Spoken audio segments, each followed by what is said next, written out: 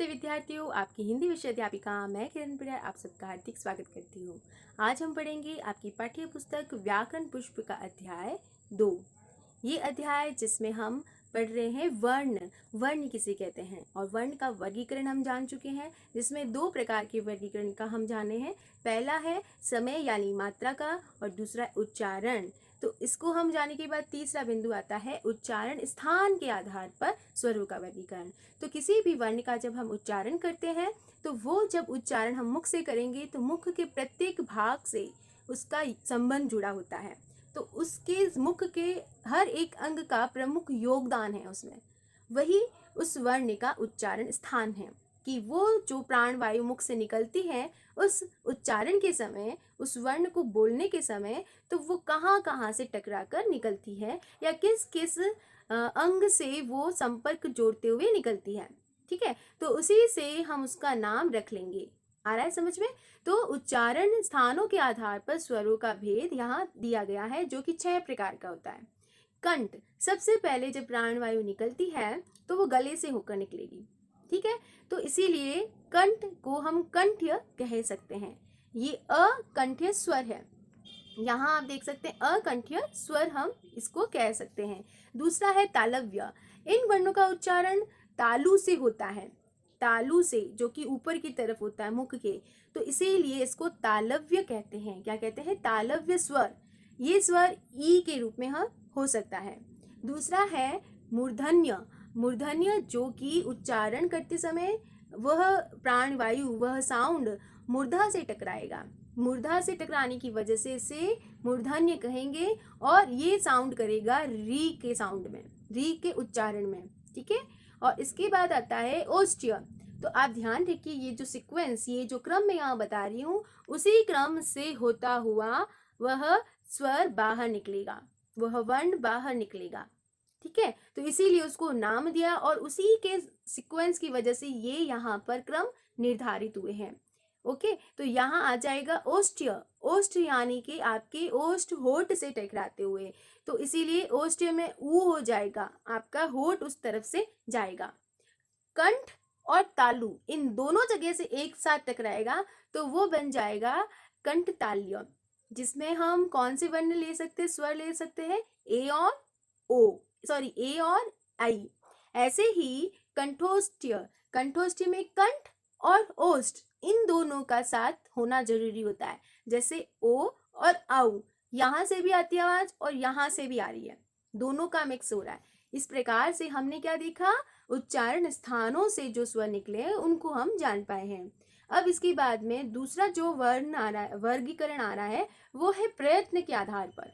प्रयत्न करना मतलब कोशिश करना। तो वर्ण का उच्चारण करने में बोलने वाले को जो कष्ट या प्रयत्न उठाना पड़ता है तो वो हो जाएगा प्रयत्न के आधार पर स्वर को। प्रयत्न के आधार पर स्वर जिसमें हम कह सकते हैं घोष स्वर और विवृत स्वर। नाम आपको थोड़े से अटपटे लगेंगे, लेकिन इसकी करने के काम को देखेंगे तो हमें उसके नाम भी याद हो जाएंगे।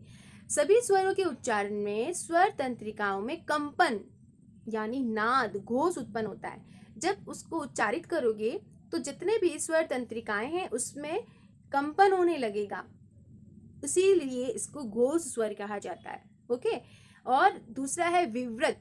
जब उच्चारण करोगे आप मुख से तो आपका मुख खुला रहेगा, खुल जाता है। ठीक है, इसीलिए संपूर्ण वायु जो है, वायु का जो मार्ग है वो एक सुरंग के समान बन जाता है। सुरंग है ना, खुला होता है तो एक सुरंग के समान आ जाता है, इसीलिए इसको विवृत स्वर या विवृत जगह कहते हैं।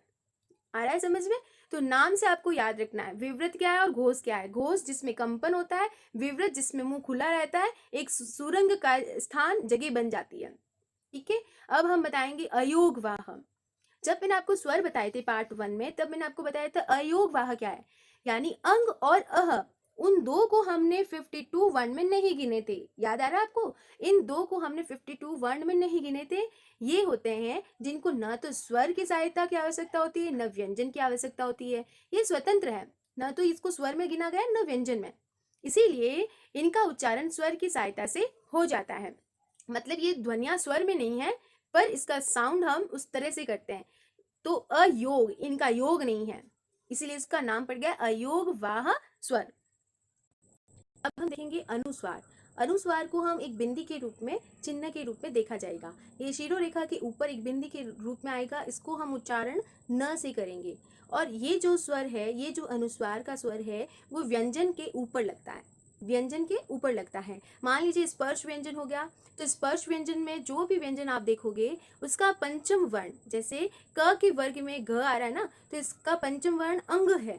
तो हमने क्या कहा कि उसी वर्ग के पंचम वर्ग के रूप ले लेगा अनुस्वार, यानी ये जो बिंदी है वो उस पंचम व्यंजन के नाम से आ जाएगी। जैसे गंगा में बिंदी लगी है तो इसका घ का पंचम वर्ण अंग है, चंचल में च का पंचम वर्ण ञ है, तो ये पंचम वर्ण के लिए इसका प्रयोग हो सकता है। यानी कि प्रत्येक वर्ग के स्वर रहित, जहाँ पर स्वर नहीं है, अ साउंड नहीं, आधा है, वहां पर हम पंचम वर्ण ले लेंगे।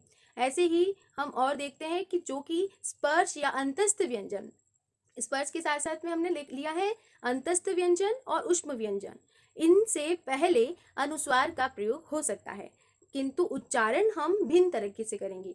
जैसे अंश, कंस, य र ल व स आया ना, तो स आ रहा है, व आ रहा है, इसमें भी स आ रहा है, इसमें ह आ रहा है। तो हमने क्या कहा कि इनसे पहले हो जाएगा इसका प्रयोग। ह से पहले बिंदी लग गई ना, स से पहले लग गई, व से पहले लग गई, तो इससे पहले लग जाएगी और उच्चारण थोड़ा अलग हो जाएगा। उच्चारण में क के बाद में उच्चारण करेंगे। कंस, संवाद आ रहा है, तो हमने क्या कहा, इनसे पहले लगेगी और बिंदी का उच्चारण हम उससे भी पहले करेंगे। ठीक है।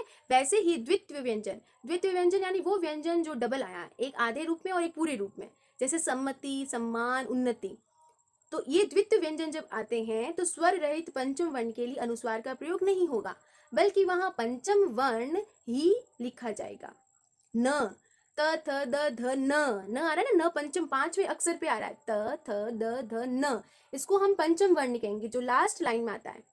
तो ये पंचम वर्ण अपने ही जगह पर वापस रिपीट हो जाएगा अनुस्वार की जगह पे। जहाँ बिंदी लगती है ना, वहां पर वो आधा न, वहां पर वो आधा म, वहां पर वो आधा म वापस रिपीट होकर द्वित्व के रूप में आ जाएगा।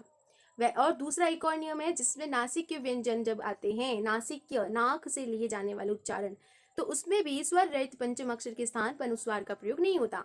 जैसे जन्म, म, आधा न, नासिक के व्यंजन पंचम अक्षर है, ठीक है। वाग्मय, निम्न, तो ये भी हम इस रूल्स में देख सकते हैं। आप जब अनुस्वार को अच्छे से पढ़ोगे तो इन पॉइंट के, इन नियमों को ध्यान में रखना आवश्यक होगा।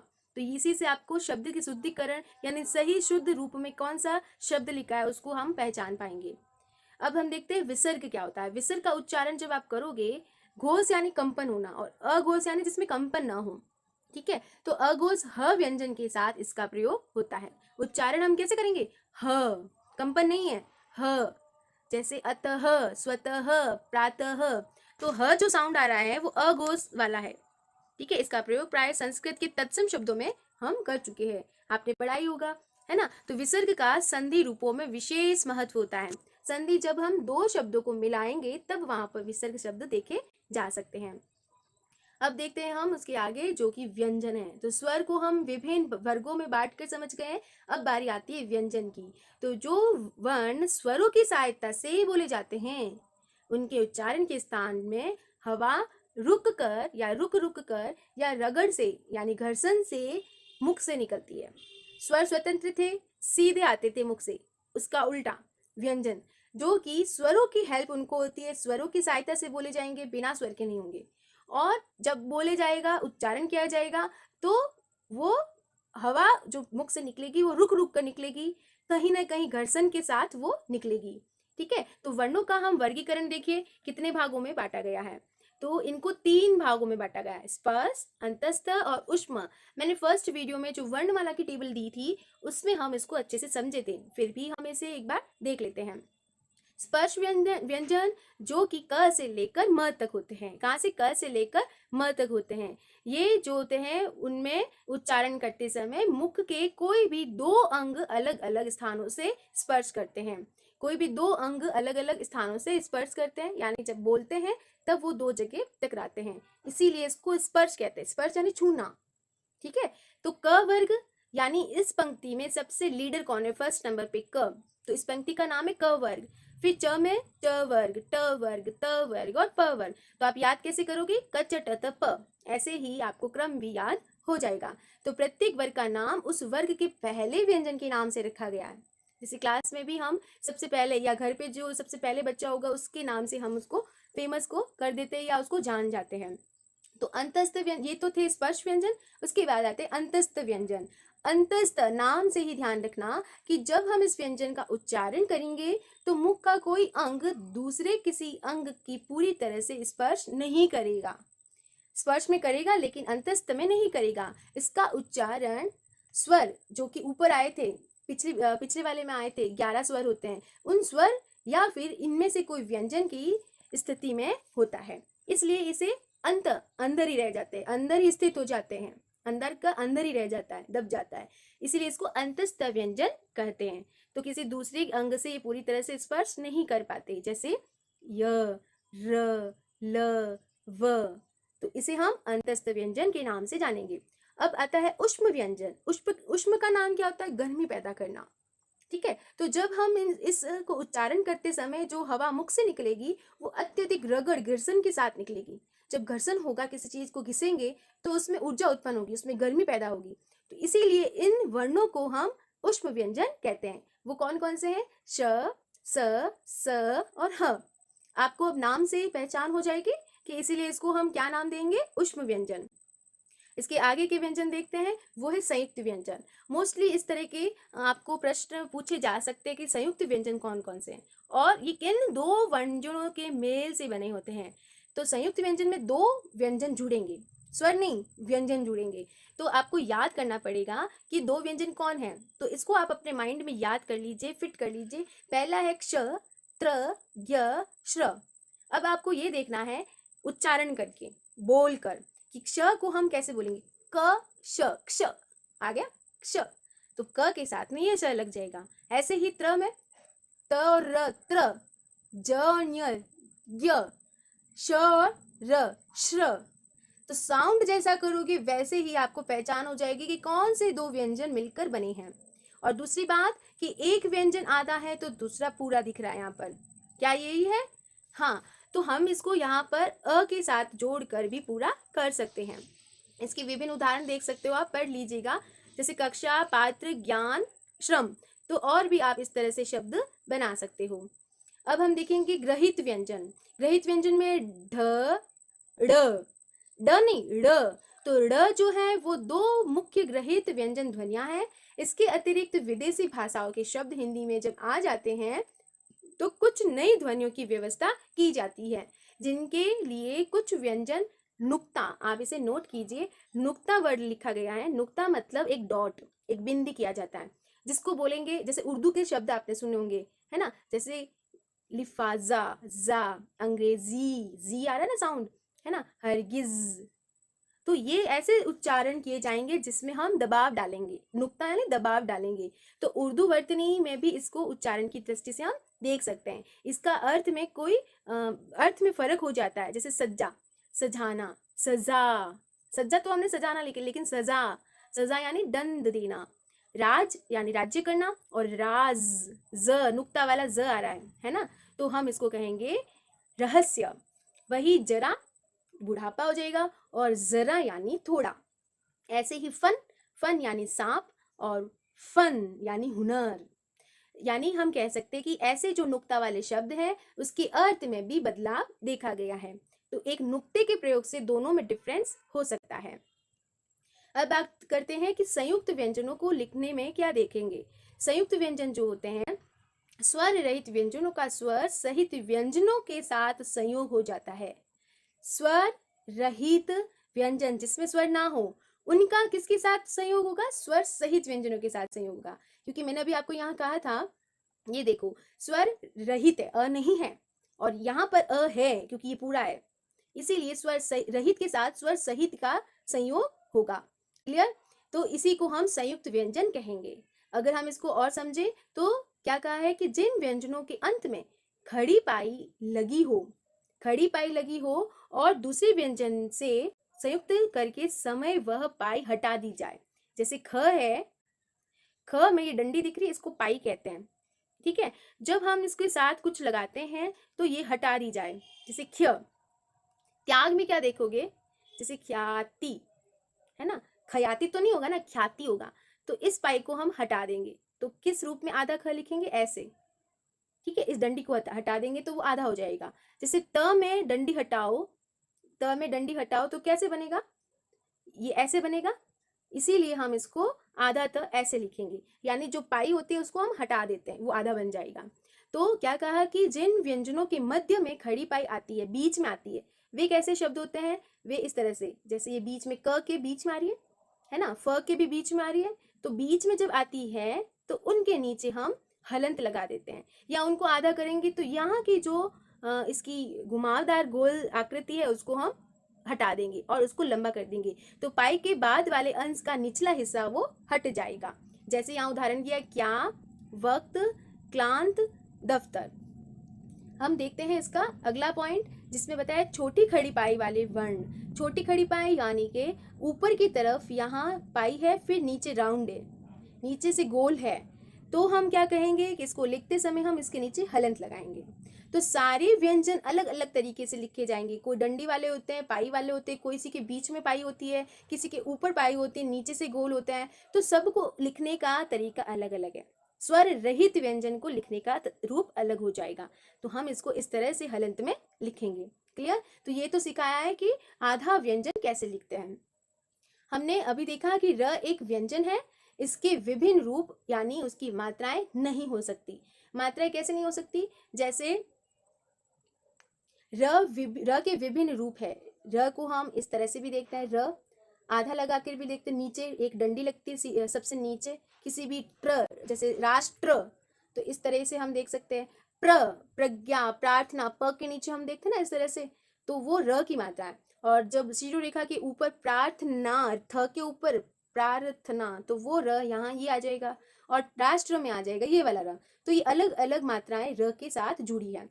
तो हम कहेंगे कि स्वर रहित यानी र शब्द के प्रारंभ, मध्य और अंत में कहीं भी प्रयोग हो सकता है। रगड़, बारह, बाहर, इस तरह से हम र का प्रयोग कर सकते हैं। र यानी र आधा जब किसी स्वर सहित व्यंजन के संयुक्त होता है तो उसके शीर्ष पर, उसके ऊपर इस तरह से हम रेफ लगाकर उसका रूप लिख देते हैं। जैसे उदाहरण देखो, कर्म, तो र ऊपर चला गया, ये र का रूप है।